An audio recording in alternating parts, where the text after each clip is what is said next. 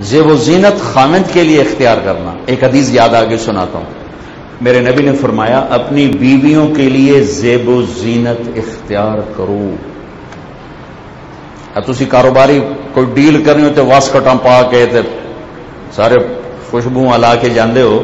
میرا نبی کہہ رہا ہے بیویوں کے لیے زیب و زینت اختیار کرو کہ بنو اسرائیل میں اس لیے زنا پھیلا کہ خامدوں نے بیویوں کے لیے تیار ہونا چھوڑ دیا اور وہ غیروں کی طرف مائل ہو گئی. ٹھیک ہے, مردوں کو واضح کر کے عورتوں کو اشارتاً فرمایا. عورتوں کو فرمایا, کیا فرمایا؟ سبحان اللہ. فرمایا کہ جنت کی حوریں اپنے خامدوں کے لیے ایسے تیار ہوں گی جیسے ام سلمہ میرے لیے تیار ہوتی. عورتوں کو پیغام دے جیسے ام سلمہ میرے لیے تیار ہوتی. اب ہماری عورتیں بھی کسی فنکشن میں جانا ہو تو خامدہ نے نہ ونگے چبا, ونگے سمجھ دو, ونگے چلو جان دو تجھے سب ونگے چبا, یہ ان کے دام دوڑے لگا دیتی, دوڑے اے رنگ پسند نہیں, اے رنگ پسند. ہوں تو آپ ماشاءاللہ جانے کے خامدہ دی لوڑی کوئی آپ کے سارا لبرٹی عورتیں ناری بھرے ہوں ہے کبھی بیٹھے ہوں سر. تو وہ بوجھے ویلے کرا دیتی خامدوں کے فنکشن کے لیے, اور خامد کے لیے تیار ہو انہوں نے موت پہ جانتی, گندی مندی بیٹھی ہوتی, پھر خامد باہر منہ مارتے ہیں. تو میں قربان جاؤں میرے نبی کی زندگی کیا خوبصورت ہے. میں وہ گوشے آپ کے سامنے لا رہا ہوں جو عام طور پہ نہیں لائے جاتے. اپنی بیویوں کے لیے تیار ہوا کرو. جنت کی حور خامد کے لیے ایسے تیار ہوگی جیسے ام سلمہ اللہ کے نبی کے لیے تیار ہوتی. آپ نے کہا فاطمہ کو تیار کرو, ان تینوں نے تیار کروایا. پھر حضرت علی کو بلایا, گھر لے گئے. بارات آئی, چھوٹی سی بارات آئی, اونٹنی پر آئے, اونٹ باہر بیٹھائے, علی کو اندر لے گئے. فاطمہ کا ہاتھ پکڑا, علی کے ہاتھ میں دے کر کہا علی تمہیں نبی کی بیٹی مبارک. اور پھر فرمایا میری بیٹی فاطمہ مجھے اپنے گھر میں جو سب سے محبوب تھا میں نے تیرا ہاتھ اس کے ہاتھ میں دیا. اولاد کا حق ہے کہ ان سے پوچھو. ایسے ہی اندھا دھند.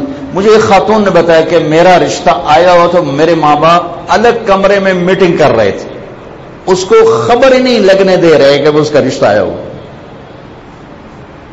یہ عجیب سی جہالتیں ہیں جو پھیلی ہوئی ہیں. ان سب کو بیلنس کرنے کے لیے نبی والے اخلاق سیکھو. تھوڑا سا ٹائم قرآن کو دیا کرو, قرآن پڑھا کرو. اللہ کے واسطے قرآن پڑھو, قرآن پڑھو, قرآن کا ترجمہ پڑھو. میں آپ کو اللہ رسول کا واسطہ دیتا ہوں, قرآن پڑھو کہ اللہ کیا کہہ رہا ہے, اور اپنے نبی کی سیرت پڑھو کہ میرے نبی نے زندگی کیسے گزاری. صرف پیسے ہی گننے کو اپنا کمال نہ سمجھو, اور صرف کاروبار بڑھانے کو اپنی زندگی کا کمال نہ سمجھو. اور بھی دکھ ہیں زمانے میں محبت کے سوا, راحتیں اور بھی ہیں وصل کی راحت کے سوا. زندگی صرف کمائی کا نام تھوڑا ہی ہے. اور کاروبار بڑھا, جتنے آپ کاروبار بڑھاتے ہو بے ہنگم اتنا آپ خود پریشان ہوتے ہو. ادھر بھاگ رہے ادھر بھاگ رہے. ہے تو لطیفہ لیکن کنا سونے آنکھاں ویکھے ٹائلٹ میں سودے کر رہے ہوتے ہیں. چکا دے ہو, گڈی برا دے ہو, اور بے وقوف ہو کام کر جائے کرنا ہے.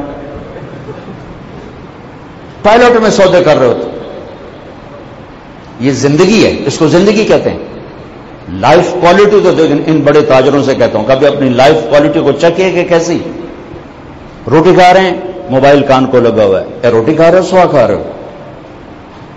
کھانا کھاتے موبائل سننا زہر بنا دیتا ہے سارے کھانے کو.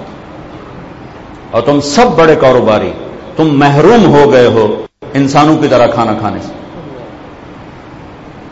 ٹیلی فون ادھر لگا ہوا ہے, کھانا کھایا کھانا کھایا کھانا کھایا. او بھائی اللہ کے واسطے اس کمائی پہ لعنت بھیجو جو تمہیں کھانے کا نہ چھوڑے, بچوں کا نہ چھوڑے, بیوی کا نہ چھوڑے. اور ہر بچے کے ہاتھ میں موبائل ہے اور کھیل رہے ہیں. نہ ماں کو بچوں کی خبر, نہ بچوں کو ماں کی خبر, نہ بھائی کو بھائی کی خبر, نہ بہن کو بہن کی خبر. سب دیہات ہے جو موبائل لگے ہوئے. ایک گھر موبائل نے جغرافیہ سکیڑ دیا اور دلوں کو بکھیر دیا ہے. ایک چار دیواری نہیں, ایک کمرے میں رہنے والے میاں بیوی ایک دوسرے سے دور ہو گئے. یہ کیا تمہاری سہولت ہے؟ یہ کیا زندگی ہے؟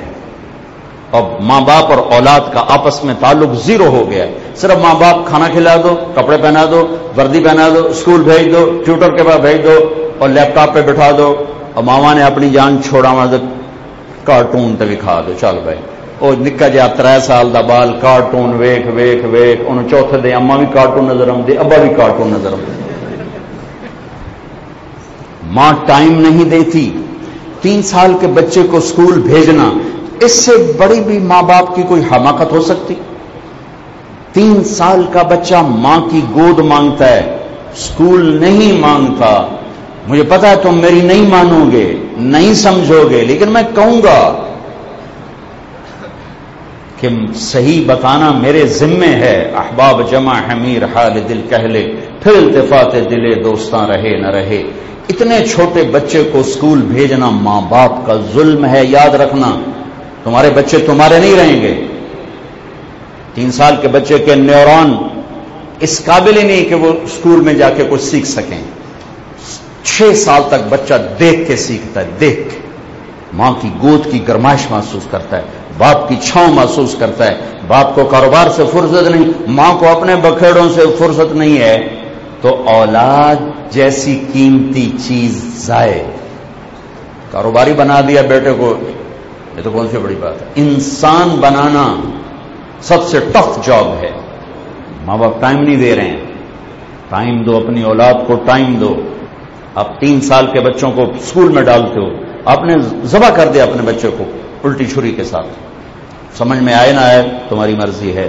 وہ کہہ رہا ہوں جو میرے اللہ نے مجھے بتایا ہے دین کی روشنی میں اور حدیث کی روشنی میں کرو گے اپنی نسلوں کو ٹائم دو گے آپ کی نسلیں آپ کی قبر کا ٹھنڈک کا سبب بنیں گی.